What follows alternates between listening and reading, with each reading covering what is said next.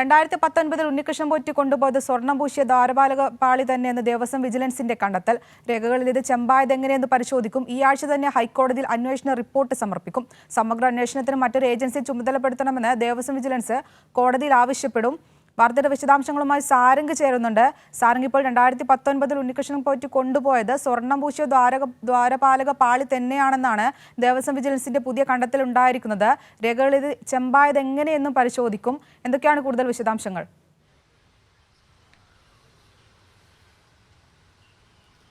അഷിത സൂചിപ്പിച്ചതുപോലെ തന്നെ ഈ ശബരിമലയിലെ ദ്വാരപാലക ശില്പങ്ങളിലെ സ്വർണം പൂശൽ വിവാദത്തിൽ, അതായത് 2019 ഇത്തരത്തിൽ ഉണ്ണികൃഷ്ണൻ പോറ്റി കൊണ്ടുപോയിട്ടുള്ളത് ഈ സ്വർണം പൂശിയ ദ്വാരപാളി തന്നെയാണെന്നുള്ള കണ്ടെത്തലുണ്ടായിട്ടുണ്ട്. ദേവസ്വം ബോർഡിൻ്റെ ഭാഗത്തു നിന്നും അത്തരത്തിലുള്ള ഒരു കണ്ടെത്തലുണ്ടായിട്ടുണ്ട്. എന്നാൽ ഈ സംഭവവുമായി ബന്ധപ്പെട്ട്, അതായത് വിവാദം ഉയർന്നു വന്ന സമയം മുതൽ ഈ ഉണ്ണികൃഷ്ണൻ പോറ്റിയുടെ വാദം ഇങ്ങനെയായിരുന്നു.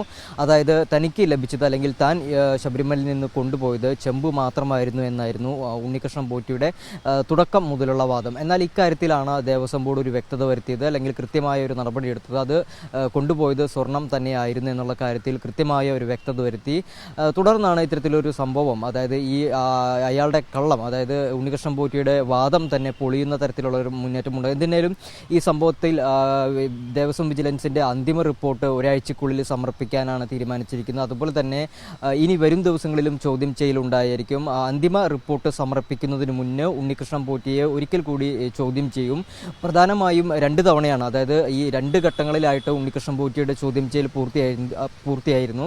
കഴിഞ്ഞ 2 ദിവസങ്ങളിലായിരുന്നു ചോദ്യം ചെയ്യൽ. എന്നാൽ ഈ ചോദ്യം ചെയ്യലിൽ കൃത്യമായ മറുപടി, അല്ലെങ്കിൽ ഈ സംഭവത്തെക്കുറിച്ച്, അല്ലെങ്കിൽ ഈ വിവാദത്തെക്കുറിച്ച് കൃത്യമായ ഒരു വ്യക്തത ഉണ്ണികൃഷ്ണൻ പോറ്റി വരുത്തിയിട്ടില്ല. അതുകൊണ്ട് തന്നെ ഉണ്ണികൃഷ്ണൻ പോറ്റിയുടെ ഈ മൊഴി പൂർണ്ണമായും ദേവസ്വം വിജിലൻസ് വിശ്വാസത്തിലെടുത്തിട്ടില്ല. അതുകൊണ്ട് തന്നെ അന്തിമ റിപ്പോർട്ട് സമർപ്പിക്കുന്നതിന് മുന്നേ ഒരിക്കൽ കൂടി ചോദ്യം ചെയ്യും. അതുപോലെ തന്നെ നിലവിൽ ഉണ്ണികൃഷ്ണൻ പോറ്റി നൽകിയിട്ടുള്ള മൊഴികളുടെ അടിസ്ഥാനത്തിൽ മറ്റ് ആളുകളെയും, അതായത് ഈ വിവാദവുമായി ബന്ധപ്പെട്ട് മറ്റാളുകളെയും, അതായത് സ്പോൺസർമാരെയും, അതുപോലെ തന്നെ ഉണ്ണികൃഷ്ണൻ പോറ്റിയുടെ സഹായിയായിട്ടുള്ള വാസുദേവനെയും, മറ്റ് സ്പോൺസർമാരായിട്ടുള്ള അനന്ത സുബ്രഹ്മണ്യൻ, അതുപോലെ തന്നെ രമേശ് എന്നിവരെയും ചോദ്യം ചെയ്യും. അതായത് ചോദ്യം ചെയ്യേണ്ടവരുടെ ഒരു പട്ടിക, ഇനി അടുത്ത ഘട്ടമെന്നോണം ചോദ്യം ചെയ്യേണ്ടവരുടെ ഒരു പട്ടിക വിജിലൻസ് തയ്യാറാക്കിയിട്ടുണ്ട്.